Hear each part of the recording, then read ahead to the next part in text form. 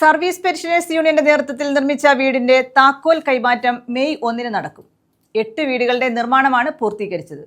മന്ത്രി കെ.എൻ. ബാലഗോപാൽ വീടിന്റെ താക്കോൽ കൈമാറുമെന്ന് ഭാരവാഹികൾ അറിയിച്ചു. 2022 KSSPU കൊല്ലം ജില്ലാ സമ്മേളനത്തിന്റെ തീരുമാനപ്രകാരമാണ് നിർധന കുടുംബങ്ങളെ കണ്ടെത്തി വീട് നിർമ്മിച്ചു നൽകുന്നത്. കൊല്ലം ജില്ലയിലെ 17 ബ്ലോക്കുകളിലും പദ്ധതി ആരംഭിച്ചു. 8 വീടുകളാണ് പൂർത്തീകരിച്ചത്. ആ 17 ബ്ലോക്കിലും ഒരു ബ്ലോക്കിൽ ഒരു വീട് എന്ന് പറയുമ്പോൾ 10 ലക്ഷം രൂപ അടങ്കൽ തുക, 550 square feet, 2 bedroom with toilet with Baat attach, അതുപോലെ തന്നെ ഒരു ഡൈനിങ് ഹാൾ, കിച്ചൺ, ചെറിയ മുറ്റമടക്കമുള്ള ഒരു വീട് വിഭാവന ചെയ്തുകൊണ്ട് 31ാം സമ്മേളനം ശാസ്താംകോട്ടയിൽ വെച്ച് കൗൺസിൽ തീരുമാനിച്ച അവസരത്തിൽ ചില പെൻഷൻകാർ അല്ലെങ്കിൽ നമ്മുടെ സംഘടനയുള്ളവർ ചോദിച്ചു, എന്തിനാണ് ഈ സംഘടന വീട് ചെയ്തു കൊടുക്കുന്നത്? ഗവൺമെന്റ് ഇപ്പോൾ തന്നെ അറിയാം, നമുക്ക് 5 ലക്ഷം വീടുകൾ ഈ ഗവൺമെന്റ് ചെയ്തു കൊടുക്കും.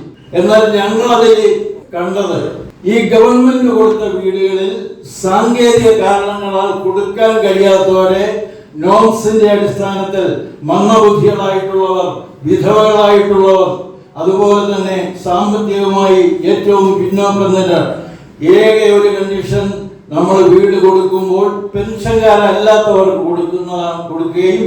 KSSPU കൊല്ലം ടൗൺ ബ്ലോക്കിന്റെ നേതൃത്വത്തിൽ 2024 ഭവന നിർമ്മാണ പദ്ധതി ആരംഭിച്ചത്. ടൗൺ ബ്ലോക്കിലെ 5 യൂണിറ്റുകളായ കടപ്പാക്കട, മുണ്ടക്കൽ, തേവള്ളി, മുളങ്കാടകം, ശക്തികുളങ്ങര എന്നിവിടങ്ങളിൽ നിന്ന് ലഭിച്ച അപേക്ഷകൾ പരിശോധിച്ച് അർഹരായ ഗുണഭോക്താവിനെ കണ്ടെത്തുകയായിരുന്നു. മുളങ്കാടകം യൂണിറ്റിൽ തിരുമുല്ലവാരം ഡിവിഷനിൽ മഹാവിഷ്ണു നഗരിൽ പെരുമാലിൽ താമസിക്കുന്ന N. ചന്ദ്രശേഖരൻ, K. യശോദ ദമ്പതികൾക്കാണ് വീട് നിർമ്മിച്ചത്. 555 സ്ക്വയർ ഫീറ്റുള്ള 10,40,000 രൂപ എസ്റ്റിമേറ്റ് വരുന്ന വീടിന്റെ നിർമ്മാണമാണ് പൂർത്തീകരിച്ചത്.